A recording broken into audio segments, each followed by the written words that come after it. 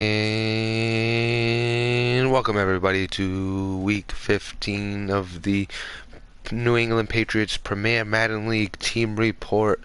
Like I said before, no more league report until we go back to the normal advances, the 72-hour, 48-hour advances. Even 48 hours was tough, so you're pretty much going to get the team report from now on until further notice.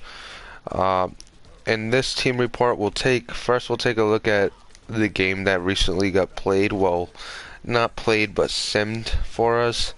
Um, our computer took on the Denver Broncos computer, and we were able to beat them 27-0. As it looks, we controlled most of the game. We had the advantage in first downs, offensive passing yards, rushing yards, and total offense. Um, we tied on a turnover game. Third down conversions, we had 10, so we pretty much controlled everything, especially the time of possession there. Dylan McCaffrey had a pretty good game, 66. Well, actually, I take that back. 66 rating. I thought that was a completion percentage for a second. 66 rating, which isn't too good. 277 yards, a touchdown, 2 interceptions, and he threw for 55% on a completion percentage. Good thing that Jawan pass was even worse than he was. Um, Maybe we would have lost that game if they had a quarterback that outperformed. Najee Harris had a couple touchdowns. I guess he performs a little better when he is not being used by me. Even though 3.8 yards per carry isn't a good performance at all, but he did have a couple touchdowns. Receiving, AJ Green had a solid game. AJ Brown, who's been one of the best receivers for us all season, he had a good game here. 4 receptions, 51 yards. Felton Davis continued to get in the action, and Nick Eubanks with a surprise sighting, able to get to 50 yards on 3 receptions. Max Borghi also 3 receptions for 40. Trevon Grimes didn't have a good game here. Let's take a look at the sacks. Who gave up a sack? Isaac Weaver gave up 2, which is terrible, and Kalichi Osemele also gave up 1 himself. And then Marcus Gilbert for Denver gave up a couple as well. Let's take a look at the tackles. Jordan Lewis. I wonder where Devin White is. 6. I mean, he wasn't far behind, but he didn't really affect that game like he usually does when it's user played. Vic Beasley had a couple tackles for loss. Sack from Badley Chubb. Demario Davis. 1 from Josh Watson, and a couple half sacks from a select few here. Daryl Slayton looked like he was able to get in the mix a little bit as well. Let's take a look at the interceptions. Devin White, I guess he affected the game in some way. He had an interception. So did Devin McCourty. And Chris Harris on the other side had a couple himself. Let's take a look if there was any touchdowns on turnovers. No touchdowns on turnovers.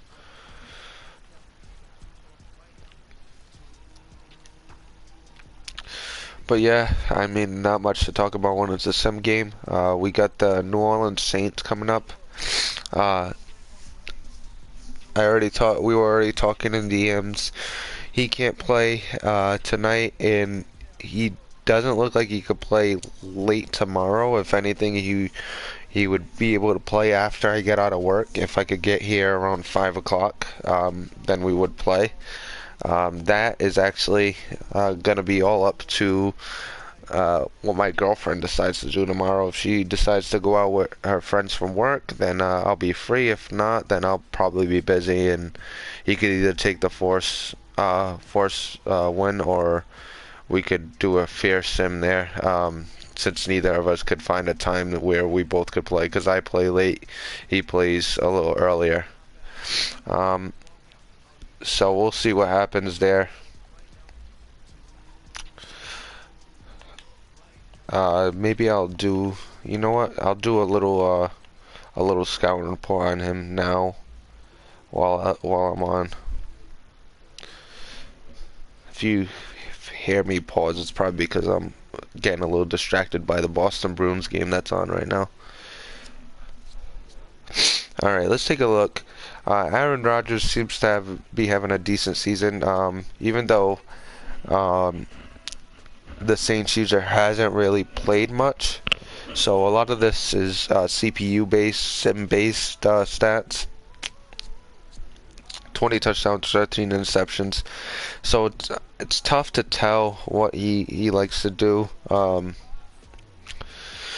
got Cameron Meredith and Tyree Brady as his two leading receivers. I gotta go ahead and look at a stream of him playing because based on this, I can't really go off stats because, you know, he hasn't been here for most of the season, so he'll be a tougher opponent to really gauge and see what he likes to do.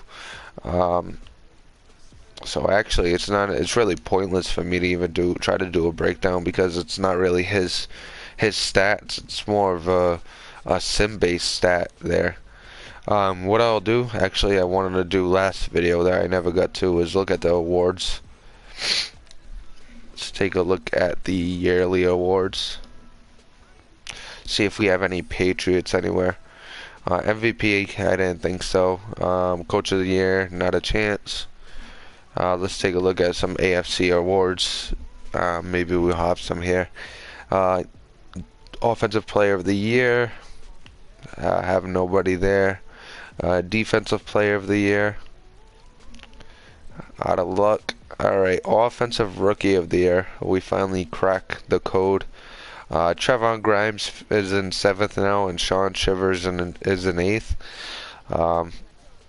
I don't see them catching Thaddeus Moss or Terrell Shavers since they're going off. They've been going off all season, especially Thaddeus Moss. He leads the whole league in receiving touchdowns, so I don't think anybody's catching him. I think he's a surefire Rookie of the Year, Offensive Rookie of the Year. Defensive Rookie of the Year, we have Malik McLean at 9th. I don't believe he'll catch Derek Allen or anybody else on this list. But he's definitely. It's good to see his name in there in the running. Best QB. We don't have anybody anymore. We used to have not Shea Patterson, Kyle Shermer, but Shermer has been injured and he hasn't played in a couple weeks, so he's fell off that list for sure. Best running back. Oh, Bryce Love is 10th right now. Maybe with him solidifying himself as a #1 back and really receiving the bulk of the carries now, maybe he'll climb the list a little bit. He's been performing well this season for me. Wide receiver, we have nobody up there. Offensive line, no Shaq Mason, nobody up here. Best defensive line, I don't believe we'll have anybody. Nope. Linebacker, we might have Vic Beasley. So Vic Beasley's 9th. He, like I said, he was hot earlier in the season. He's fell off recently. As far as sacks, hopefully he could get going again and catch fire. Really give himself a push in for the best linebacker. I don't see him catching up to anybody though. Best defensive back, Harrison Smith. This is half the product of the Minnesota Vikings. Minnesota Vikings, he started the season with Minnesota. I got him at the trade deadline. He's been a great addition. Love the hit power. He always, if anybody's even near him, he usually causes an incompletion with a big hit. So I've been loving Harrison Smith. I might bring him back. It depends on how much of a regression he hits this offseason. So I'm gonna wait until then and see what happens. If he gets regressed hard, then I'm probably gonna not bring him back. But you know, if he regresses just a little bit, maybe I'll take him back. He's been a great addition so far. But that does it for awards. let's go ahead and get into what I want to talk about. So, there's no position changes since we haven't really played. I did do a little blog just saying that some of my younger players, well, younger development players, will start getting some playing time over uh, some guys that are, a little older. So Dylan McCaffrey is already getting playing time. Maybe we see a little more. I mean, they're all young and in the backfield, so I don't see anybody stepping ahead of anybody. Maybe we see a little more Sean Shivers, um, given his great athleticism and speed. Maybe I want to get him going a little bit. Um, as far as wide receiver, again, we're all young. Trevon Grimes might get in there over A.J. Brown a little bit because I'd rather him develop more than A.J. Brown, even though A.J. Brown has been a beast. Tight end Nick Eubanks is definitely going to get in there a lot more. Rob Gronkowski is going to see limited snaps. Nick Eubanks, I want to get in there, see exactly what I have with him. He had a great preseason, great connection with Dylan McCaffrey, and now that Dylan McCaffrey's in, maybe we could rekindle that. We'll see. We'll see as the season goes on if I ever play a game again. So far, one sim, and it looks like I might have another on my hands. Offensive line, maybe we'll see Tristan Crowder. Not stepping for Shaq Mason, but stepping for Kalichi Osemele. Tristan Crowder is more of a run blocker, so maybe I get him in there on that left guard position and see what he has for me, and see if he could help get the run game going a little more. Let's take a look. As far as defensive end, I only have Trey Flowers. When it comes to the defensive end, we'll see Tordero Slayton step in as one of those ends a little more, as a 3-4 end. As you can see, I got his power moves up to 94. His block shed's up to 82, tackling's 83, hit power is 85. I mean, he's a solid piece, so you'll probably see him a lot more. I've been working on him a lot. Malcolm Brown, Danny Shelton, you'll see normally. I don't have anybody else really on the defensive line that would want to get in there. Let's see here. Malik McLean, you'll probably see a lot more. I'll probably sit Samson. I'll actually go in the depth chart after I'm done, and we're definitely going to probably sit Samson for Malik McLean. So when it comes to pass rush, we might. I was just talking about Vic Beasley catching fire again and really putting an effect on a game and all that. I take that back. I'm probably gonna have him ride the pine a little bit for Jalen Redmond. Another project piece, decent speed, great acceleration, good finesse move. Power move is kind of weak, but I would like to get him some touches, especially with his age being at 21. See what he has, see if we can get him developed. He could be the future of our pass rush for seasons to come. Corners, Jamel Dean and ITS are pretty much our two corners, so it's not really anybody that would get in there. Maybe we'll have Manny Netherly get in there as a safety, along with Javelin Guidry, who I picked off a practice squad. Definitely at a safety position because he has that pretty good hit power, even for his size, 84 hit power, and 84 pursuit. So he's a good tackler. Well, not a good tackler, as you can see, 57, but he's able to get up there and get in position to make the tackle. As far as making the tackle, we'll see how that works out.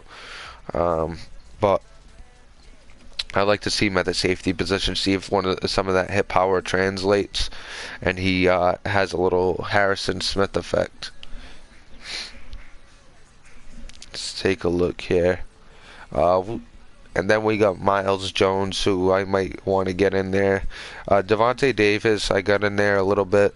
He has great zone coverage, but my run defense took a major hit with him in, so I don't think I would have him in a lot. Miles Jones is more than likely if I play either one of these, especially with my two safeties being older, Harrison Smith and Devin McCourty.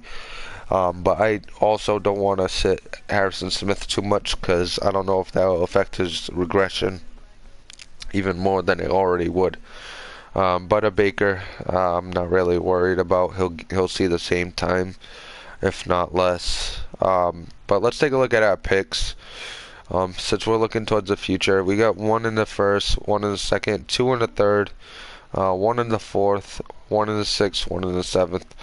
Uh, so we don't have abundance of picks. We pretty much traded our fifth, and we got an extra third from Detroit. So we're in pretty good shape.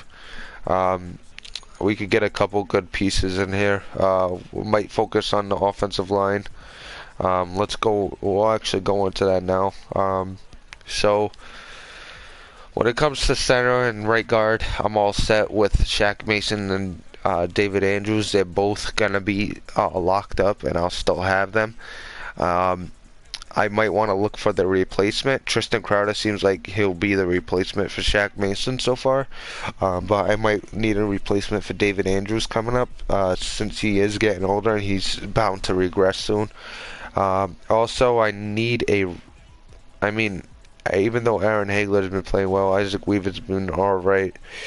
Maybe I could get another tackle out there to provide some depth. Maybe even somebody I could kick into the guard spot, the left guard spot for me.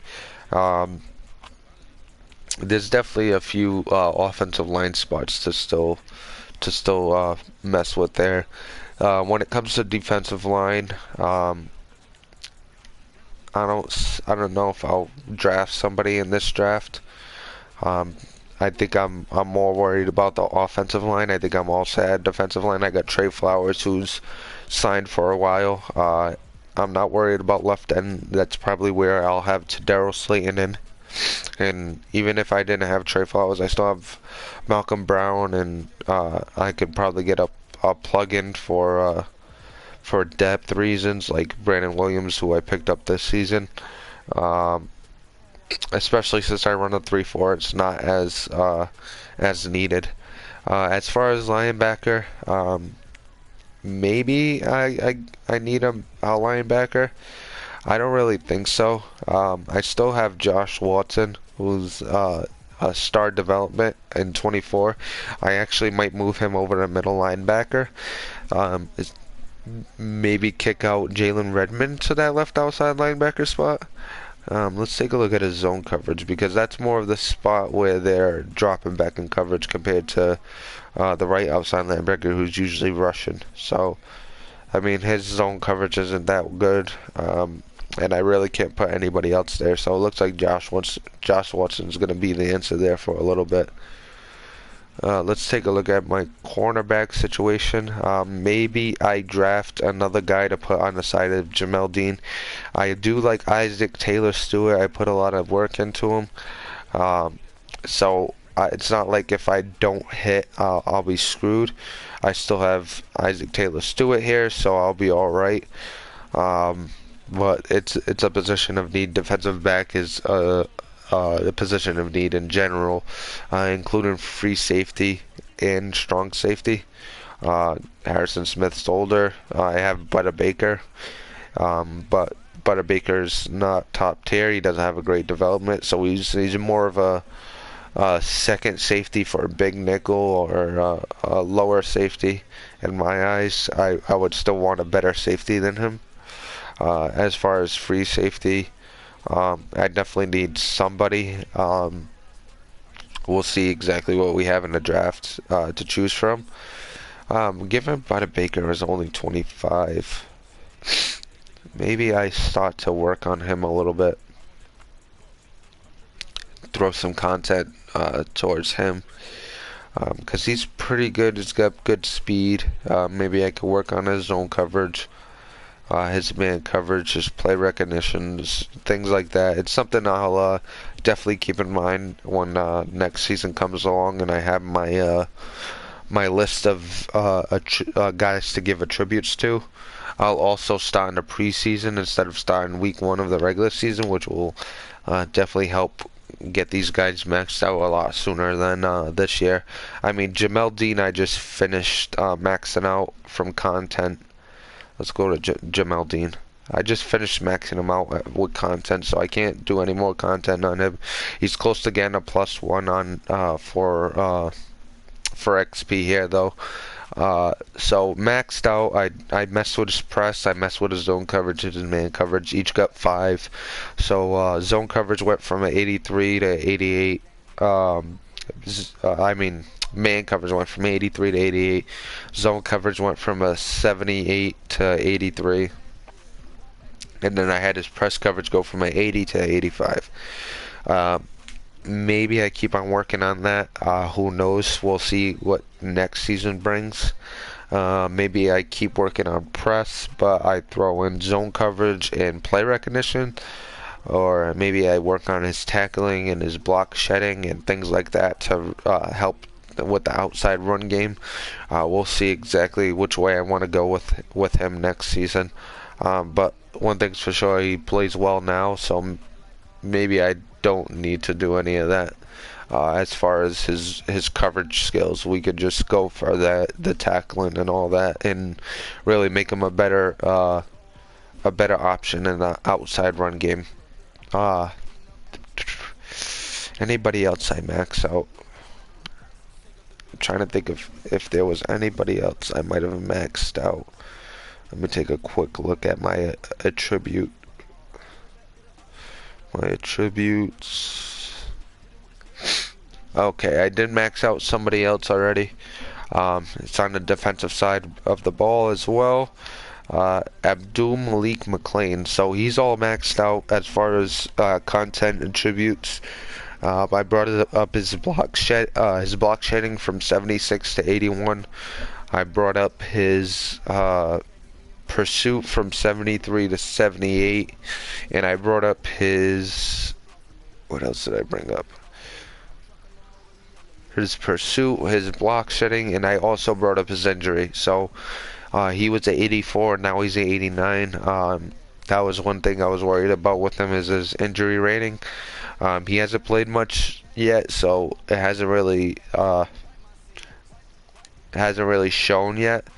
But he is low. He was low on that injury. 89 still not the best. We'll see how it works out for me. But maybe next season I also bring up his injury rating. I got a few other guys that are close to finish. Daryl Slayton's one. Like I said, been working on him. He's got actually one more attribute request to fill, and it's going to power moves. He was at a 90. He'll finish at a 95. His block shed was at a 77. He's at 82. And then I think I worked on his play recognition, which is almost at 70. So I definitely want to get that play recognition up, along with the power moves, the block shedding. I'll probably focus on the block shedding and the play recognition next season, along with maybe awareness or pursuit, something like that. But I don't think I'll mess with the power moves anymore. Maybe throw a couple towards power moves. But yeah, that's pretty much it. When other guys max out, I'll show you exactly where I brought them and how far along they came. I mean, Jamel Dean's jumped like 4 overalls this season, or 3 overalls this season. Daryl Slayton was, I think, at a 77 to start the season, or something like that, or 78. So he's jumped up 3 overalls, 4 overalls. And then Abdul Malik McLean, I think, was a 67, so he's jumped up 3 overalls as well.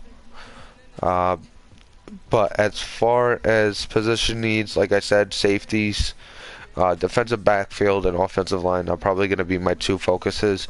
Everything else I seem to be set. I'm all set with quarterback. I'm all set with running backs. I'm all set with wide receivers. I get the tight end of the future. I don't need multiple tight ends. If anything, I'll sign a tight end. Um, I pretty much need a little more offensive line depth. Get a little younger there, and I also need to get a little younger at the safety position, and get a little depth behind Jamel Dean for the cornerback position. Even Jordan Lewis, he's more of a slot corner. Doesn't have the speed for the outside that I like, so that's something else I'll work on. But that's pretty much gonna do it for this team video. Um, so next week I'll probably go over my game against the Saints if we play it. If we don't, I won't go over it. I'll break down my next opponent, and then maybe I'll go over into any other content I write up. But that's pretty much gonna do it for this episode. It's been a pleasure. Keep tuning in to the team report. This is Nefarious. I will see you next week.